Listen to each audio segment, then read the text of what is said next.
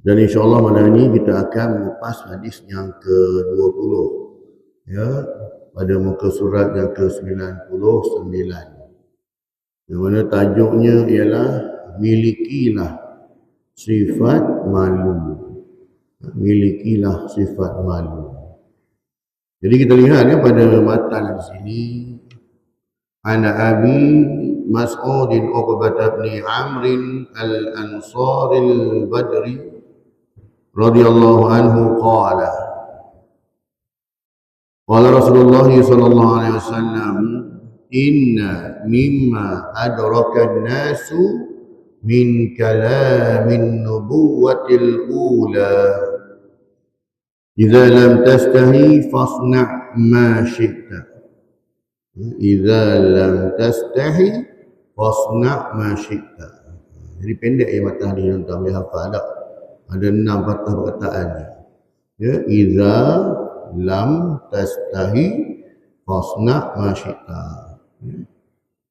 Dari Abu Mas'ud Uqbah bin Amr al-Ansari al-Badri radhiyallahu anhu, dia berkata, Rasulullah sallallahu alaihi wasallam bersabda, sesungguhnya di antara yang didapati manusia dari kalimat kenabian yang pertama ialah jika engkau tidak malu.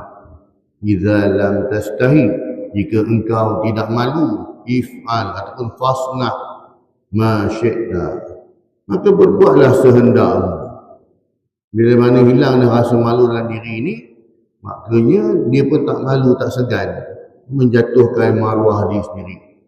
Dia pun tak malu, tak segan menceritakan aib dia, maksiat dia, dengan penuh bangga nak tunjuk dia hero dulu tak. Maknanya tinggalkanlah, ya, jangan begini. Hadis riwayat Al-Bukhari. Penjelasannya, sabdanya kalimat kenabian yang pertama, maksudnya ialah bahawa rasa malu selalu terpuji dan dipandang baik. Ya, malu pada tempatnya, malu dalam melakukan maksiat walaupun bersendirian. Ya, bukan sekadar malu melakukan maksiat takut dilihat orang. Jadi selalu diperintahkan oleh setiap Nabi dan tidak pernah dihapuskan dari syariat para Nabi sejak dahulu.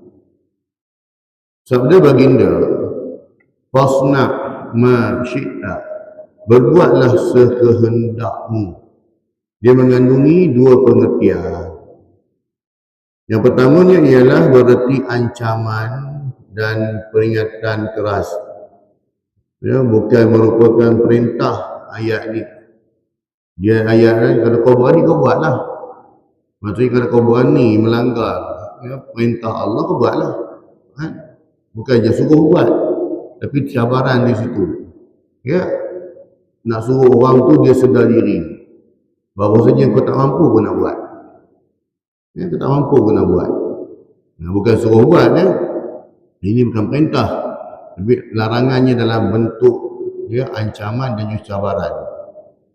Sebagaimana sabda baginda Nabi SAW, lakukanlah sesuka kamu, ya, fasna' ma syi'ta, yang juga berarti ancaman, sebab kepada mereka telah diajarkan apa yang harus ditinggalkan.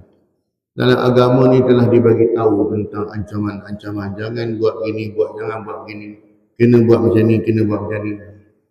Terutama perkara yang berkaitan dengan rukun iman, berkaitan dengan rukun Islam, itu semua perintah-perintah. Kalau berani langgar, silakanlah. Yang kita orang itulah. Ya, kalau berani langgar. Kadang-kadang orang-orang jahil ini, mereka ni akibat kejahilannya dia ingat neraka tu macam panas matahari, panas biasa juga. Kan? Tak apa, tak kisahlah, masuk neraka pun masuk neraka lah. Kan? Sabar je lah dalam neraka nanti tak. Dia ingat, dia nak bayangkan neraka tu macam dia disangkakan. Sedangkan neraka itu, apa yang tergambar dalam fikiran kita, itu bukan neraka. Ya, kita duk fikiran kita teruk neraka ni, minum air nanahnya, makan buah khuldinya, usus ditarik keluar macam kita bayangkan, bukan. Teruk lagi dari itu. Ya, yang kita fikir itu belum lagi. Ya. Begitu juga dengan nikmat syurga. Ada syurga, sungai susu dalamnya, sungai madu, sungai arak, kita tak bayanglah. Sungai tu mengalir, nak menjadi terjun dan sebagainya, bukan lagi. Lebih indah dari itu. Jadinya, ini satu cabaran lah. Ya, kalau kau dah tahu perbuatan ni haram, kau berani juga nak buat, silakanlah, buatlah, tak malu. Jadinya yang juga berarti ancaman sebab kepada mereka telah diajarkan. Nabi Sallallahu dah ajar kepada para sahabat tentang perkara-perkara yang mesti wajib dibuat, apa yang digalakkan dibuat, apakah perkara yang harus ditinggalkan dan wajib ditinggalkan. Demikian juga sabda Nabi SAW, barang siapa yang menjual khamar, maka hendaklah dia memotong-motong daging babi. Sebab apa nak bandingkan bahawasanya khamar itu haram, ya, babi itu pun haram juga. Jadinya sama je. Ya, semua orang dia nampak babi itu jijik lah, beli tak nak makan. Rasuah makan juga. Ya, padahal makan rasuah tu lagi teruk dia. Dia terlibat dengan khinzir ni. Ya, pegang babi tak nak dari geli lah.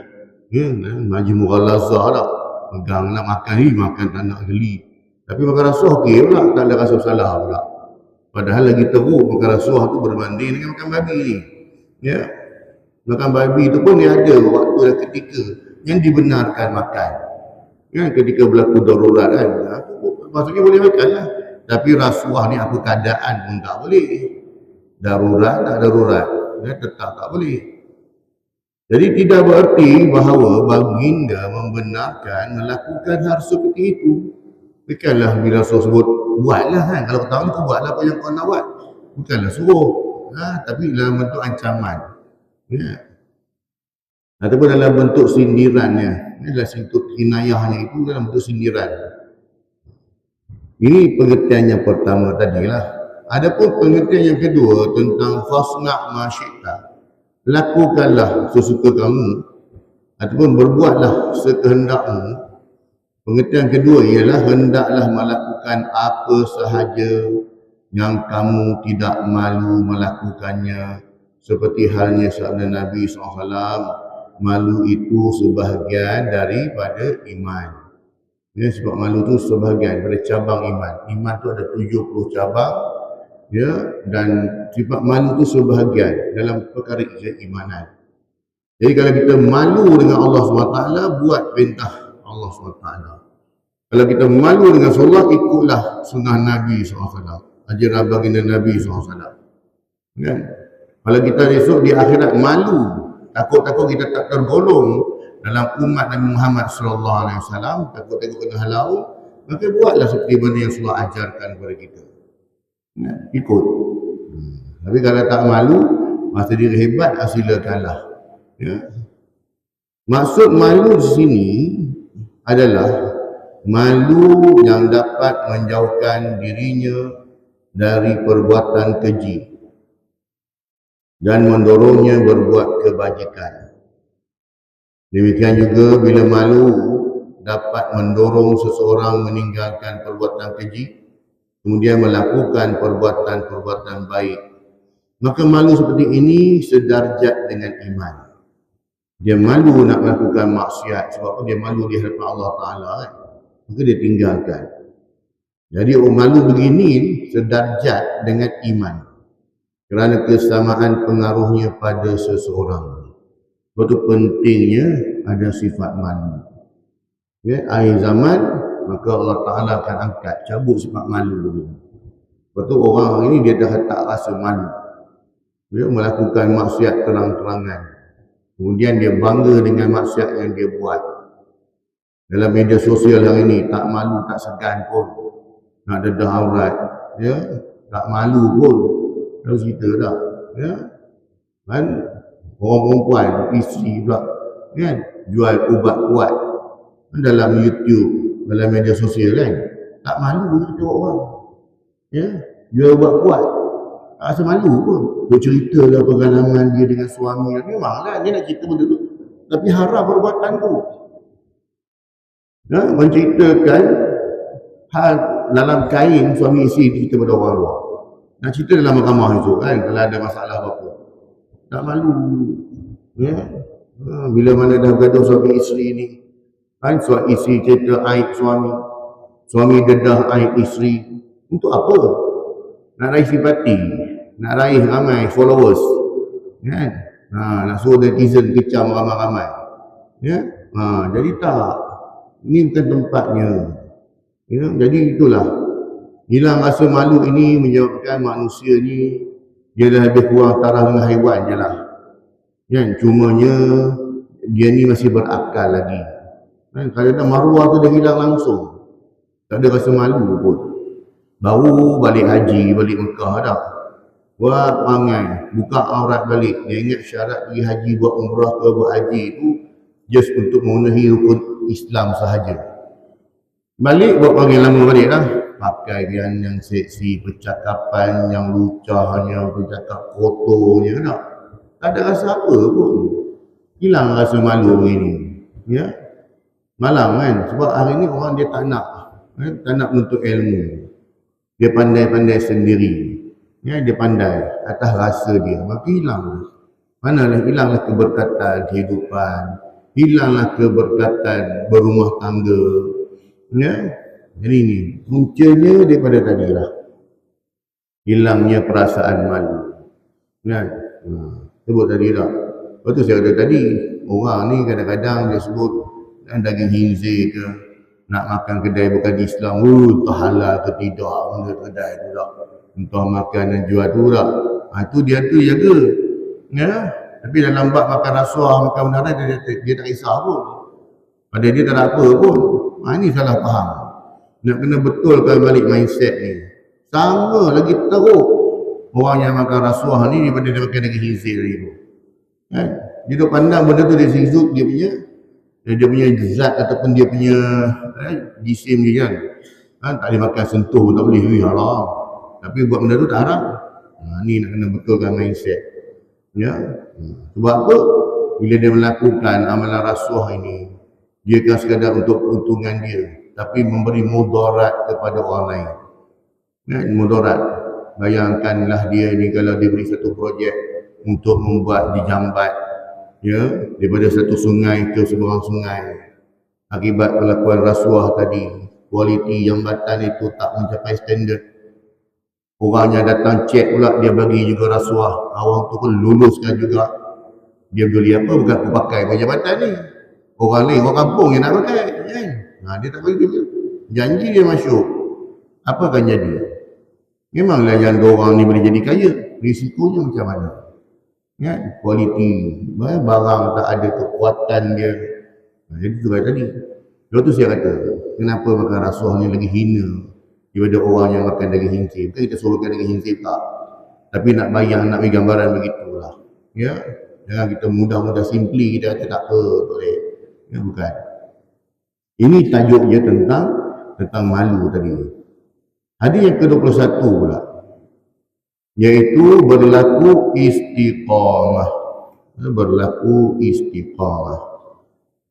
Seperti mana yang dinyatakan dalam matan hadis ini, anna Abi Amr wa qila Abi Umrah Sufyan bin Abdullah radhiyallahu anhu qala qultu ya Rasulullah qul li fil Islam qawlan la as'alu anhu ahadan ghairaka qala qul amantu billahi summa istaqim.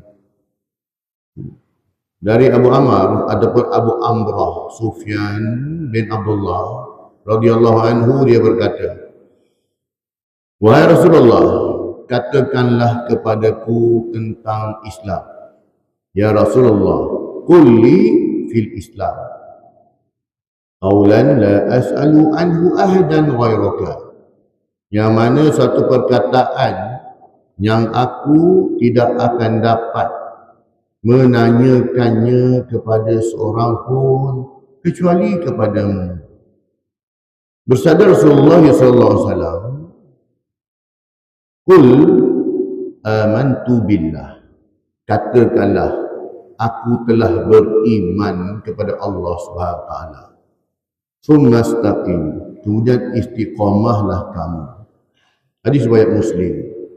Maksudnya ialah bila mana kita beriman kepada Allah Subhanahu wa taala, maka dituruti. Summa ni maksudnya lepas beriman buat benda ni, dia ada turutan dia macam tu. Ya, summastaqim. Lepas kamu beriman diikuti dengan istiqamah dalam melakukan ibadat. Tu buat konsisten jaga solat fardu 5 waktu. Ini dulu benda asas yang kita kena buat setiap hari. Kemudian datang pula pada kita apa?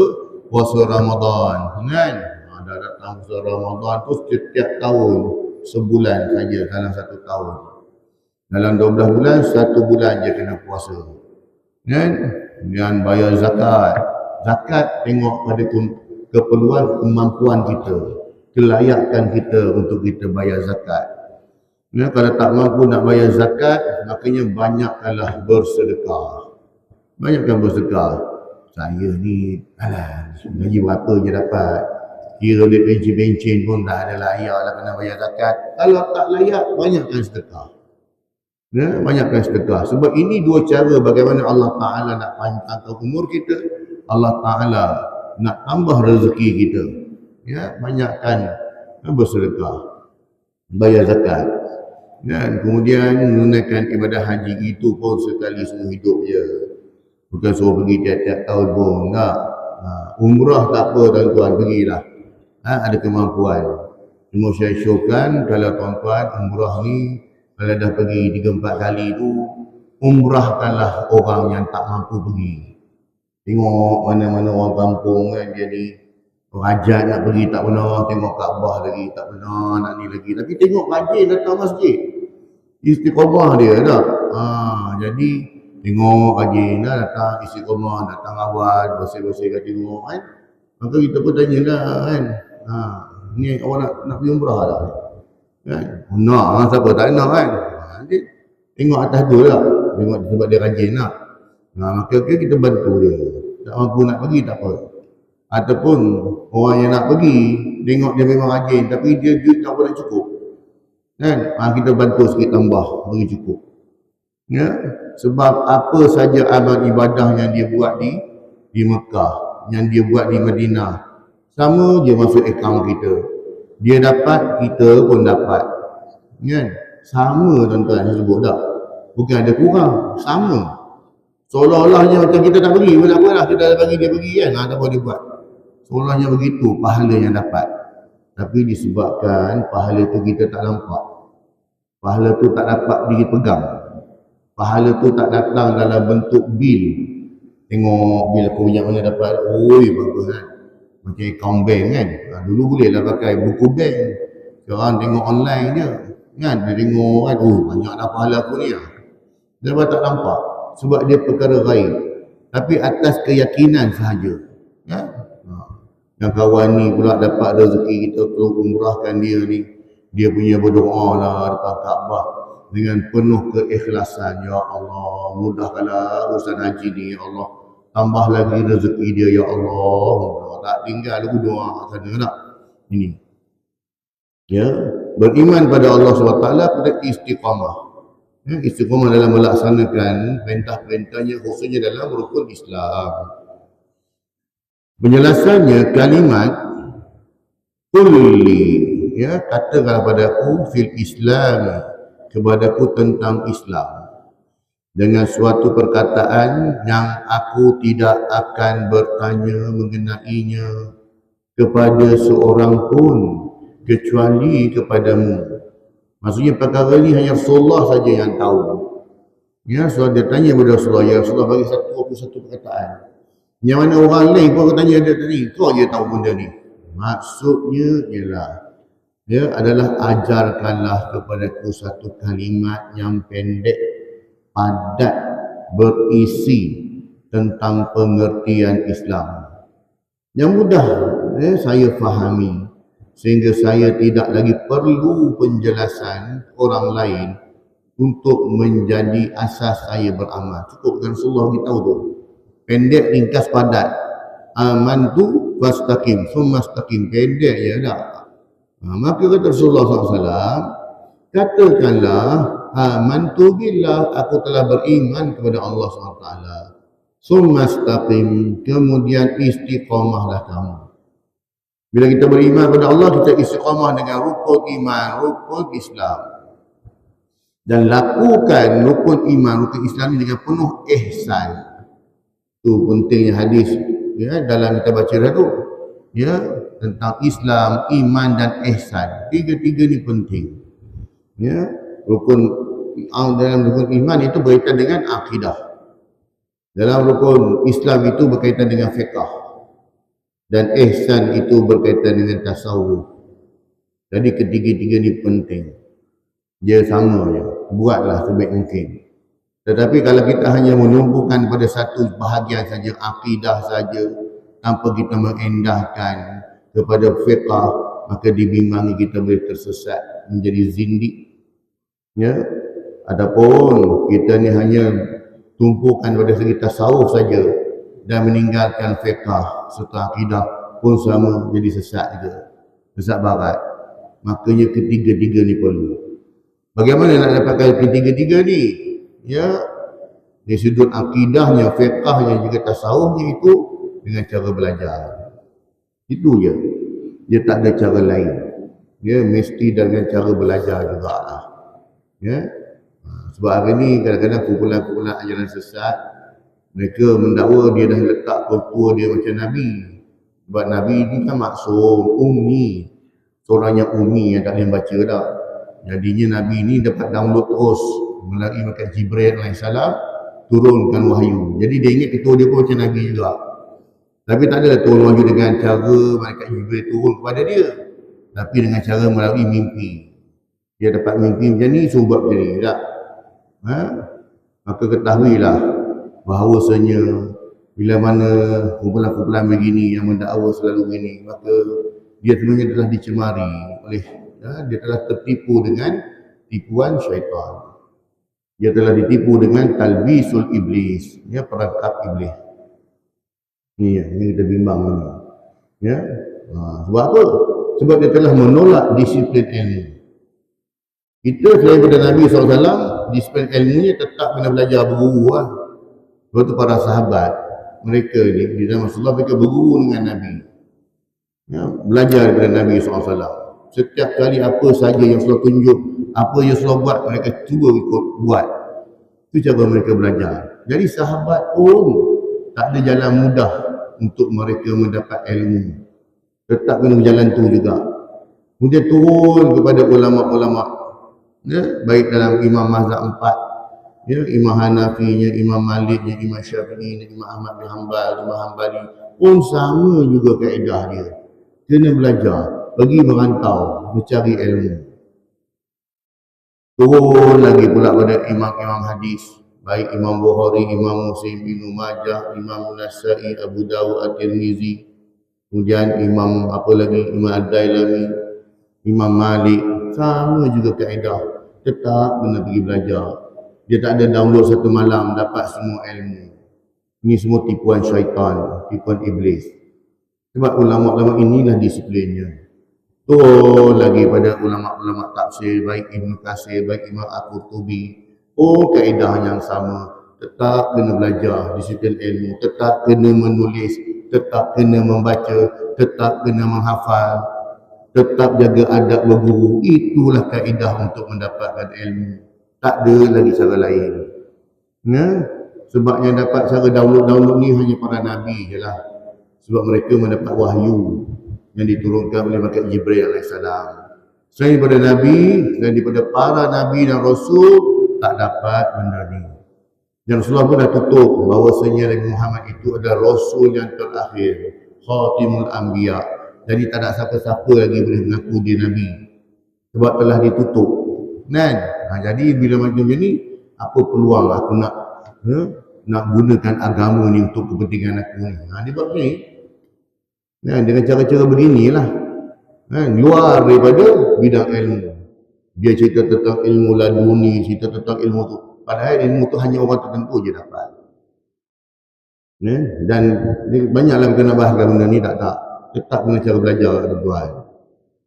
Dalam dua kalimah ini, ya, iaitunya amantu billah sumastaqim. Dalam dua kalimah ini telah terpenuh pengertian iman dan Islam secara utuh. Baginda menyuruh orang tersebut untuk selalu memperbaharui iman. Tajdidul iman. Apa maksud memperbaharui iman? Bukannya suruh hari ini beriman dengan ni, esok beriman dengan pokok, esok beriman dengan kubur, esok beriman tak. Ya. Sentiasa kita refresh balik iman kita ini. Dan sentiasa menambah baik nilai ibadah. Ibadah kita ni menambah baik. Kalau sebelum ni kita dapat jaga solat, daripada 5 waktu boleh 3 waktu je lah. Subuh dengan asar lebur. Kan? Tapi bila kita dah ada kesedaran agama, ada kefahaman, alhamdulillah dapat jaga solat fardu 5 waktu ni. Alhamdulillah. Tapi buat di rumah, kan? Buat di rumah. Maka kita dapat kefahaman lagi. Sebenarnya solat jemaah untuk bagi kaum ibu bapa, kaum bapa, para suami ni yang di masjid.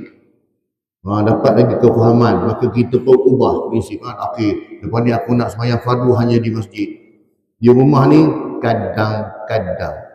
Nak, kadang-kadang lah. Kadang-kadang banyak dengan anak isteri di rumah kan. Okey, betul tu. Ya. Di situ lagi tambah lagi. Tajdid lagi iman kita. Maknanya dengan cara apa? Kena jaga pula solat qabliyah, solat ba'diyah. Tambah lagi kan. Kefahaman agama kita. Dah konsisten, alhamdulillah, qabliyah ba'diyah pun dah boleh jaga. Tambah lagi pula buat pula solat tahajud, bangun malam, jinak-jinak diri dia. Itu gila. Itulah caranya. Ya, kita nak tajdid iman kita. Kita nak sentiasa upgrade kita punya kualiti ibadah kita. Gini caranya. Dengan amalan-amalan kita berzikirnya, zikir-zikirnya masnun, yang disunahkan, yang ditunjukkan bagaimana cara berzikir yang betul, kalimat-kalimat zikirnya, mana setiap kalimat yang masnun ini, zikir-zikir yang sunnah ini, setiap itu ada ganjaran. Semua ada ganjaran yang tersendiri. Berbeza-beza dengan ganjaran pahala tak, sebab ditunjukkan oleh Nabi SAW. Dia alhamdulillah, sejahteralah iman kita, ya, akidah kita ni, kan, di bawah payung Ahlussunnah wal Jamaah lah. Itu dah confirm lah, tak sembang lah benda tu. Nak, kalau hebat ibadah macam mana pun tapi bukan bawah payung Ahlussunnah wal Jamaah tak jadi ya. Ya, terkeluar duit tak dapat lah. Tu yang dah khutbah cerita pasal tu lah kan. Pasal ke 73 golongan tadi tu. Satu golongan je yang masuk syurga, iaitu Al-Jamaah, Ahlussunnah wal Jamaah. Kemudiannya, dia baginda menyuruh orang tersebut untuk selalu memperbarui imannya dengan ucapan lisan. Ya, ini qul amantu billah la ilaha illallah. Dan mengingat di dalam hati serta menyuruh dia secara teguh melaksanakan amal-amal soleh dan menjauhi semua dosa. Ya? Ini kerana seseorang tidak dikatakan istiqamah jika dia menyimpang walaupun hanya sebentar. Ya. Maksudnya dia tak kekal. Dia jaga tolak bagi 5 waktu, mari hari kenduri, mari dia pun sapi, dia pun dia tinggalkan. Waktu ada kenduri kenara tu sembahyang fardu pun dia tinggalkan. Tak sempat nak sembahyang lah, orang ramai datang, dia tamu datang kan. Solat Zuhur pula dia buat jamak takdan. Dia buat qada waktu asar. Tanpa sebab pun. Kan? Bukan alasan untuk dia kata tetamu ramai datang boleh menyebabkan dia meninggalkan solat. Tak boleh. Dia tak termasuk dalam bab tu. Ya, tak ada rukhsah pun kat situ. Sebab kau boleh je lari sekejap. Semayang pun bukannya sampai 20 minit. Kejap-kejap je, 5 minit dah settle lah. Yang kita pun boleh beritahu. Orang rumah pun boleh beritahu kalau tetamu datang tak. Mana haji tak nampak ni, oh dia pergi semayang kejap. Kejap. Kan, boleh je. Jadinya, hal ini sejalan dengan firman Allah Subhanahu Wa Taala yang bermaksud sesungguhnya mereka yang berkata Allah adalah Tuhan kami. Kemudian mereka istiqamah. Surah Fussilat ayat yang ke-30. Iaitunya iman kepada Allah semata-mata. Ya, tanpa meletakkan suatu yang lain yang setanding dengan Allah. ataupun makhluk-makhluk lain yang tidak upaya nak memberi apa-apa ni ataupun perantaraan kepada Allah. Tidak.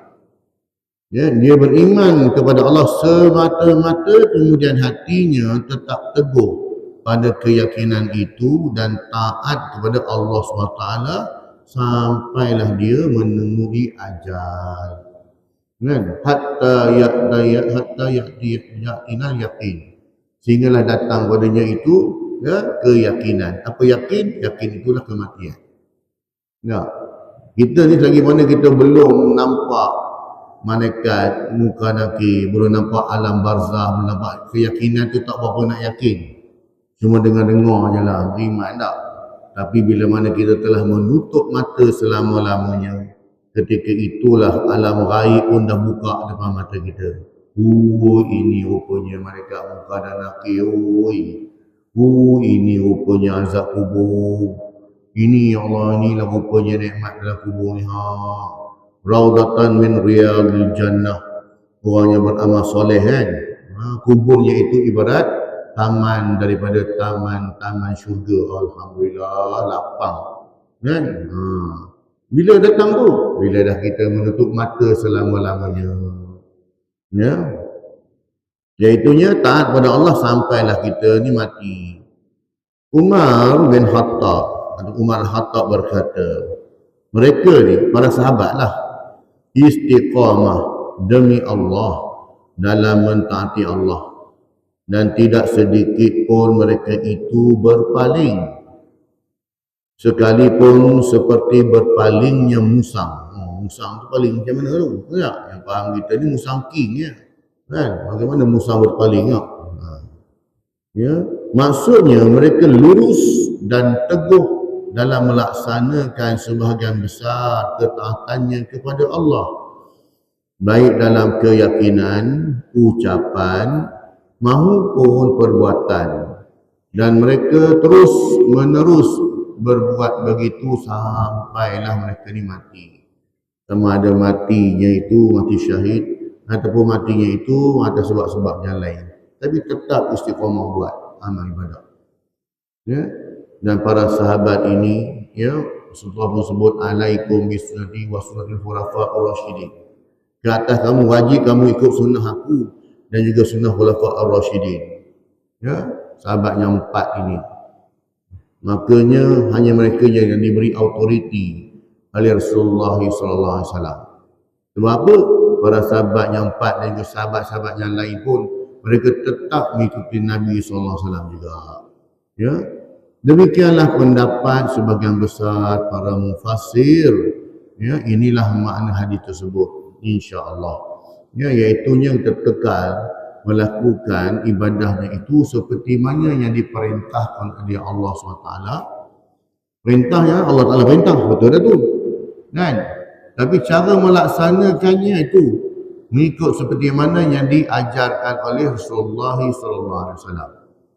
Kenapa Rasulullah? Sebab Rasulullah sahaja yang dapat wahyu, Rasulullah sahaja yang diajarkan bagaimana cara untuk melakukan ibadat.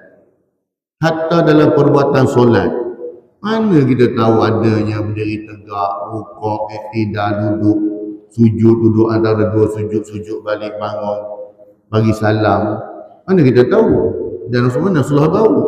Adakah Rasulullah pandai-pandai sendiri buat? Tidak. Diajar oleh Jibril alaihissalam. Bilangan rakaat-rakaat ni mana tahu? Adakah Rasulullah pandai-pandai buat? Tidak. Diajar oleh Jibril. Dapat wahyu pula. Ya, sebab itulah Rasulullah ini wa ma yuntiqu anil hawa in huwa illa wahyu yuha. Nabi SAW ini tidaklah menuturkan, bercakap mengikut hawa nafsunya, kecuali apa yang dituturkan oleh Rasulullah SAW. Semuanya itu berpandu kepada wahyu. Ini cerita dalam bab perkara-perkara ibadah. Kan, perkara-perkara ibadah. Ataupun urusan-urusan dunia ni kadang-kadang pendapat Nabi sendirilah. Tapi dalam bab ibadah ini tidak Rasulullah pandai-pandai nak mereka pula. Ya, solat bila mana dalam bab puasa katakan. Kan? Kita ni mana Rasulullah tahu boleh puasa sampai terbenam matahari sebab dalam wahyu ada sebut. Dan tidak Rasulullah pandai-pandai buat pula. Tak. Sebab itu bukan sifat Nabi. Ya, sifat para nabi ialah mereka ini taat kepada Allah SWT dan mereka hanya menyampaikan seperti mana yang Allah Ta'ala kehendaki sahaja. Tidaklah berlebih-lebihan dalam sesuatu apa pun. Sebab tu diajarkan kita tentang konsep wasatiyah. Wasatiyah ada wasat. Bersederhana. Bersederhana. Dalam setiap keadaan. Dan ada pun hadis yang Rasulullah melarang 3 orang lelaki ini nak berlebih-lebihan dalam beribadah. Ditegur oleh Nabi SAW. Rasulullah tahu. Allah Ta'ala pun tahu. Ya, Allah Ta'ala pun tahu. Kadang-kadang bila orang tu buat satu ibadah tu, dia buat berlebih-lebihan.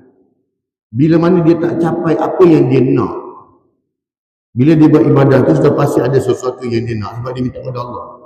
Baik dalam urusan akhirat, tak apalah, serah kepada Allah lah kan. Rabbana atina fid dunya hasanah, tak masalah. Tapi keperluan dunia ni, ya Allah bagilah aku kaya, ya Allah aku nak kahwin orang macam ni, ya Allah anak-anak macam ni nak. Duk minta macam ni. Ya, tak dapat benda ni. Dia beribadah dah banyak, tapi dia tak dapat. Kan, dah lama buat maka apa kata Allah Ta'ala? Ya, yang aku bimbang, aku tak ada masalah, aku engkau yang boring. Sebab apa? Bila mana ibadah dia dibuat berlebih-lebihan. Bila mana kau jemu, sedangkan Allah Ta'ala tak pernah jemu pun. Allah tak pernah jemu pun, tapi engkau yang jemu. Makanya buatlah seperti mana yang diperintahkan. Ya, buat. Dalam bab kita kata dalam bab solat tahajud katakan. Ya, minimumnya kita buat 2 rakaat. Rajin lebih buat 4. Takut-takut kalau kita ni semangat lebih ni, buat 12 tiap malam, 12, ada 24, buat 12, 24. Tiba mari hari kita setelah kita down. Nak, awak down ke? Kan? Tinggal terus, tak buat dah. Itu kita tak nak. Biarlah amalan itu, walaupun sedikit, tetapi istiqamah. Sebab itulah amalan yang Allah SWT suka. Bukan kita suka, Allah yang suka. Yang kita buat ibadah lebih-lebih dari kita yang suka. Kita rasa syok. Bila kita syok tu nafsu lah. Tapi yang dianjurkan dalam agama, bersederhana. Buatlah sedikit pun dalam salah. Baca Quran tuan-tuan. Takkan kita nak tunggu bulan Ramadan, baru kita nak baca Quran, nak buat tadarus. Kan? Ni tak sempat lah, tak ada masa dah nak baca Quran ni. Sibuk. Sebab tu saya kata dah. Istiqomah lah. Tak dapat baca dalam, orang kata apa, 1 hari 5 muka surat pun. Kan? Dapat 1 muka, 2-3 ayat, okey lah tu. Boleh lah. Tambah sekarang dah handphone yang canggih-canggih lah. Kan? Dalam tu boleh download pun, yang Jakim punya Quran tu, software dia tu. Boleh je baca. Ya? Tak boleh ke? Boleh baca lah. Ya? Sebab dia usaha, baca lah. Tapi boleh ke buat usaha boleh air? Apa kena boleh air pula? Dia maya je pun. Dia bukan Quran yang jamik yang kita buka, yang kita letak kat surau tu. Itu betul lah, tak boleh masuk bilik air. Anda tadi masuk. Dekat Quran maya dalam handphone, tak ada masalah. Off lah, tutup lah. Kan? Jadi bila ada peluang, duduk baca tak? Bayangkan tuan-tuan, sementara kita nak menunggu bila tu iqamah, dapat baca 1 muka, dapat baca 1,5 muka, 2 muka katakan.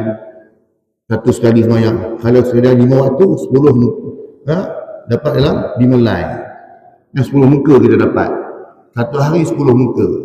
Bagilah dengan 614 muka surat dalam mushaf. Bagikan dengan 10. Lebih kurang 2 bulan settle, dah khatam. Betul lah, boleh buat lah. Memang boleh buat. Tapi bila kita dah set dalam kita punya minda kita, baca Quran ni hanya dalam tadarus, baca Quran tunggu bulan Ramadan, ni jadi majlis sekali tak boleh baca ni. Kan? Nanti baca takut salah. Baca, tak baca lagi salah. Tak baca lagi salah, bacalah. Daripada kita sedar, aku ni macam betul tak betul ni. Tanya ustaz lah, ustaz tahu ke? Agak ustaz ajar. Anda tahu lah. Itu cara kita nak tahsinul Al-Quran. Tapi bila kita ingin minda lah, satu lagi memang kerja setan lah. Takkan setan nak suruh kita buat benda baik, confirm lah. Tidak lah. Itu cara dia lah. Memang dia sibukkan kita lah. Nak kita sendiri yang kena istiqamah. Begitu pula firman Allah, maka hendaklah kamu beristiqamah sepertinya diperintahkan kepadamu. Surah Hud ayat 12. Fastaqim kama umirtu. Menurut Ibnu Abbas, tidak satu pun ayat Al-Quran yang turun kepada Nabi SAW yang dirasakan lebih berat dari ayat ini. Oleh kerana itu Nabi SAW pernah bersabda, aku menjadi beruban kerana turunnya surah Hud dan yang sepertinya. Betul, surah Hud ini yang turun Rasul Muhammad SAW beruban. Beratnya ayat yang turun, kita pun tak tahu macam mana rupa berat dia. Dapat tekanan. Sebab tu surah kadang bila turunnya wahyu tu berkersadi berkerut, dan daya dia selalu berpeluh, menahan beratnya ayat turun. Bayangkan kalau Rasulullah di atas seekor unta, wahyu itu turun ketika Rasulullah berada di atas seekor unta, unta boleh duduk. Unta pun terduduk, berat tak berat wahyu dah. Kita selama berak boleh baca, itu pun jenuh nak baca tak nak baca. Rasulullah nak dapat wahyu itu bukan yang mudah lah, menahan tu. Abu Qasim Al-Qushairi berkata, istiqamah adalah satu tingkatan yang menjadi penyempurna dan pelengkap semua urusan. Dengan istiqamah, segala kebaikan dengan semua peraturannya dapat diwujudkan. Orang yang tidak istiqamah di dalam melakukan usahanya, pasti sia-sia dan gagal. Jangan kita kata dalam bab ibadah. Dalam bab nak turunkan berat badan, sama je tuan. Minggu pertama je lah, diet. Tu tak makan ni, tak makan tu, tak makan. Mari minggu depan, orang buat kenduri kekah, letak kepala kambing lebur. Habis semua diet. Cheat day dia kata dah. Cheat day yang ada, habis. Itu pun solat istiqamah. Kita disiplin lah. Dan dia berkata lagi, ada yang berpendapat bahawa istiqamah itu hanyalah boleh dilakukan oleh orang-orang besar. Kerana istiqamah adalah menyimpang dari kebiasaan, menyalahi adat dan kebiasaan sehari-hari. Betul lah, nak istiqamah ni kena ada disiplin. Saya cakap tadi, nak turunkan berat badan pun sama, kena ada disiplin. Teguh di hadapan Allah dengan kesungguhan dan kejujuran. Oleh kerana itu, Nabi SAW bersabda, istiqamahlah kamu sekalian, maka kamu akan selalu diperhitungkan orang. Al-Wasiti berkata, istiqamah adalah sifat yang dapat menyempurnakan kepribadian seseorang, dan tidak adanya sifat ini, maka rosaklah kepribadian seorang. Faham mudah ya tuan-tuan, istiqamah ni disiplin, itu je. Disiplin diri kita lah dalam kita melaksanakan sesuatu. Apa saja kita buat. Tak ada disiplin, memang ke laut nak pergi. Jadinya istiqamah ni penting. Disiplin diri kita tu penting. Tingkatkan disiplin istiqamah dalam beribadah. InsyaAllah kita ni akan selamatlah di dunia dan akhirat, insyaAllah. Wallahualam tuan-tuan. Jadi alhamdulillah kita selesai mengupas hadis, dua hadis pada malam ini. InsyaAllah pada kuliah akan datang kita akan masuk pada hadis yang ke-22, iaitu melaksanakan syariat Islam dengan sebenarnya.